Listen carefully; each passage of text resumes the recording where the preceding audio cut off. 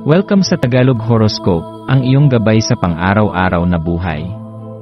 Hatid namin ang pinakadetalyadong horoscope na magsisilbing gabay mo sa pera, trabaho, pag-ibig, kalusugan, at swerte.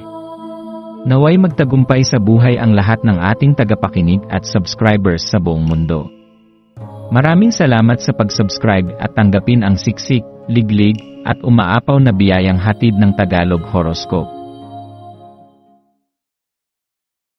Narito ang iyong pang-araw-araw na horoscope para sa Sagittarius, para sa Pebrero 16, 2025. Ngayong araw, ang universo ay magbibigay sa iyo ng banayad na paanyaya upang lumabas at damhin ang kagandahan ng kalikasan. Maaaring madama mo ang isang malumanay na pag-udyok mula sa kalikasan upang maglakad sa ilalim ng araw, huminga ng sariwang hangin, at palayain ang iyong espiritu. Ang likas na mundo ay may espesyal na paraan upang magbigay ng lakas at kasiyahan sa iyong puso. Habang naglalakad ka sa mga landas, tingnan ang paligid at pahalagahan ang mga maliliit na bagay, ang bawat dahon na kumikislap sa sikat ng araw, ang hangin na dumadampi sa iyong balat, at ang katahimikan ng kalikasan na tila nag-aanyaya sa iyong mga saloobin upang magpahinga. Ang kalikasan ay isang hindi matitinag na paalala na laging may mga magagandang bagay na matutuklasan sa bawat hakbang na ginagawa natin.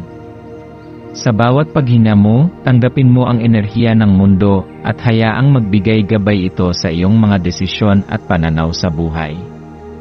Minsan, ang pinakapayak na karanasan ay may pinakamalalim na kahulugan, at sa mga simpleng sandali ng koneksyon sa kalikasan, maaari mong matutunan ang mga mahahalagang aral tungkol sa buhay at ang iyong layunin.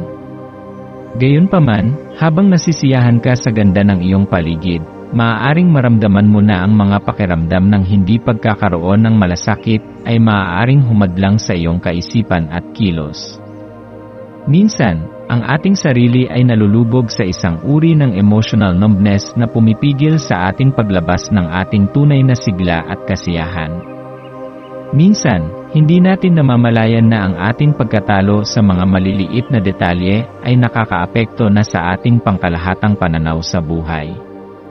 Kaya't isang mahalagang hakbang ang huminto sandali at pag-isipan ang iyong mga damdamin, anong bahagi ng iyong buhay ang nagsasabing ikaw ay hindi kumpleto o kontento. Ano ang mga bagay na nagpaparamdam sa iyo ng kaligayahan? Ipaalala sa iyong sarili na ang pagiging bukas sa iyong tunay na nararamdaman ay isang mahalagang hakbang patungo sa mas malalim na kasiyahan. Huwag matakot na pahalagahan ang iyong mga damdamin, sapagkat ang mga ito ay may mahalagang mensahe para sa iyong personal na paglago. Ang pagpapakawala ng mga pakiramdam ng indifference ay magbibigay daan sa iyo upang magbukas ng mas mataas na enerhiya na magdadala sa iyo sa mas magagandang pagkakataon. Sa paglipas ng araw, ang iyong mga relasyon at emosyon ay magkakaroon ng mas matibay na balanse. Habang ang buwan ay nasa Libra, nararamdaman mo ang malalim na kahalagahan ng pagiging tapat sa iyong mga nararamdaman at saloobin. Minsan, sa takot na mawalan ng kasunduan, ang ating likas na tendensya ay magbigay upang matapos agad ang isang hindi pagkakaunawaan. Ngunit ngayong araw, ipagdiwang ang iyong katapatan. Ang iyong mga saloobin at opinyon ay may halaga, at hindi mo kailangang sumang-ayon lang para mapanatili ang kapayapaan.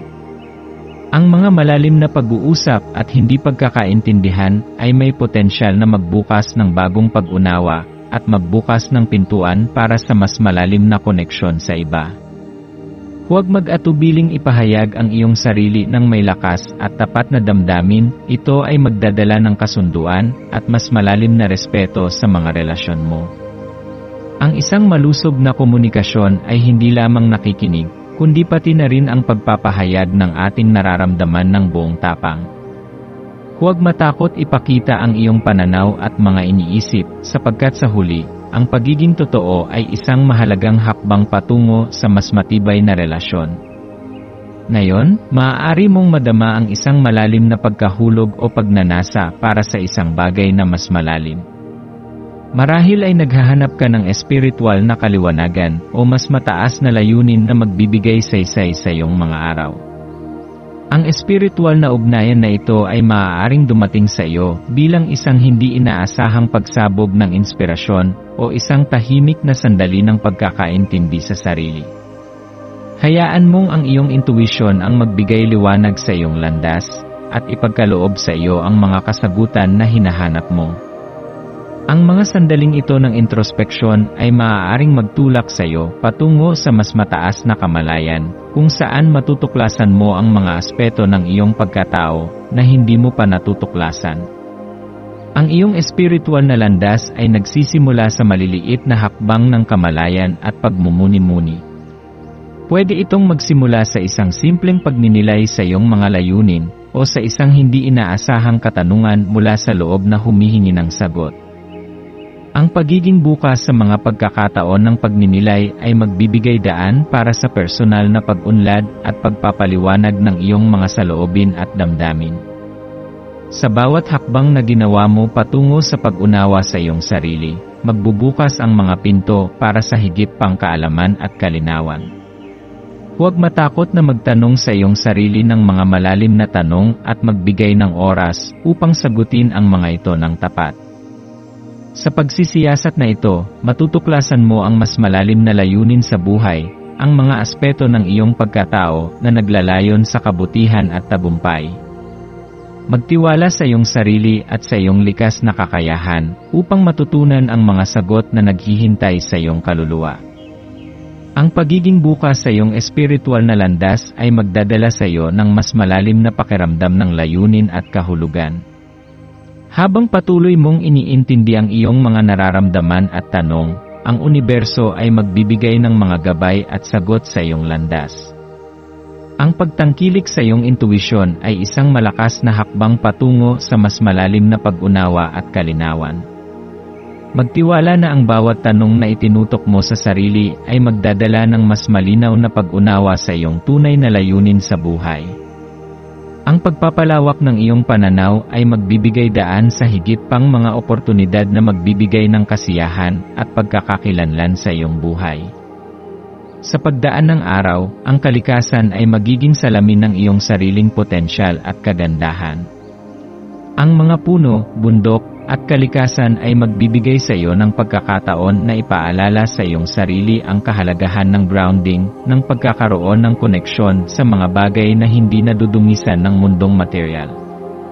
Ang grounding ay isang mahalagang hakbang upang mapanatili ang balanse ng iyong emosyon at kaisipan, at ang kalikasan ang nagsisilbing gabay na nagpapaalala sa iyo na sa kabila ng mga pagsubok at hinagpis, mayroong palaging mga bagay na hindi nagbabago, ang mga pagmumuni na nagbibigay kalinawan sa ating isipan. Habang ang kalikasan ay nagsisilbing isang makapangyarihang paalala ng iyong lakas at pagiging, matututo kang pahalagahan ang bawat sandali na ikaw ay konektado sa mundong ito. Ngayong araw, ang iyong maswerteng kulay ay berde, na sumisimbolo ng bagong pagsisimula, pag-usbong, at pagpapagaling. Ang berdeng kulay ay magdadala sa iyo ng bagong sigla at pag-asa. Tandaan mo na ang bawat hakbang na gagawin mo ay may kapakinabangan, kaya't yakapin ang bawat sandali ng buhay. Ang mga numerong makakatulong sa iyo ay 3, 8 at 15. Gamitin ang mga numerong ito bilang gabay sa iyong mga desisyon at hakbang sa araw na ito, at hayaang maging tulay sila patungo sa iyong mga layunin. Habang binabaybay mo ang araw, maglaan ng oras upang isaisip ang mga numerong ito at tingnan kung paano sila maaaring magbigay gabay sa iyong mga hakbang at pananaw sa buhay. Ang isang maswerteng gawain na maaari mong gawin ay ang magtanim o mag-alaga ng mga halaman. Ang aktibidad na ito ay hindi lamang magdudulot sa iyo ng kasiyahan at pakiramdam ng kapayapaan, kundi ito rin ay magdadala sa iyo ng koneksyon sa kalikasan. Kung wala kang pagkakataon na magtanim, maaari ka ring magsimula ng isang journal kung saan ilalagay mo ang iyong mga saloobin at mga layunin. Sa bawat pagsulat mo, matutuklasan mo ang mas malalim na pag-unawa sa iyong sarili, at mas matutulungan ka ng iyong mga refleksyon sa pagpaplano ng iyong susunod na hakbang.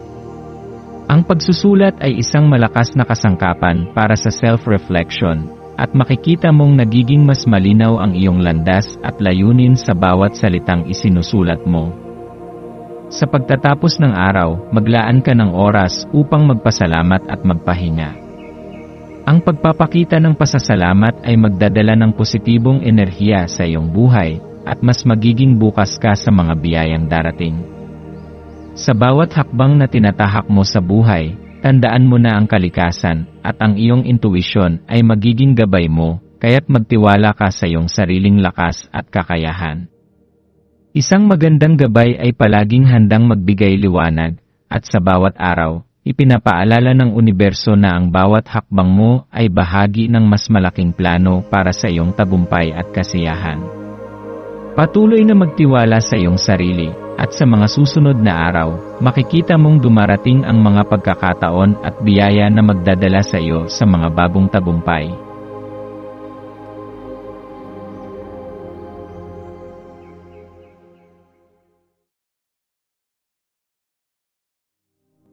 Tayo ay magkaroon ng kaunting sandali upang ipagdasal ang lahat ng mga dalangin ng ating mga subscribers, na sana'y matamo nila ang kanilang mga pinapangarap sa buhay, magandang trabaho, mabuting kalusugan, payapa at masayang pamumuhay, at siksik, liglig at umaapaw na biyaya at kayamanan.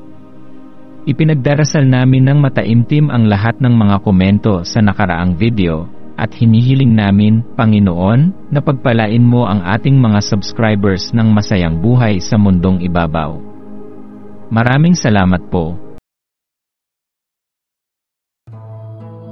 Maraming salamat sa panonood ng iyong horoscope ngayon araw. Naway gabayan ka ng mga bituin sa iyong landas.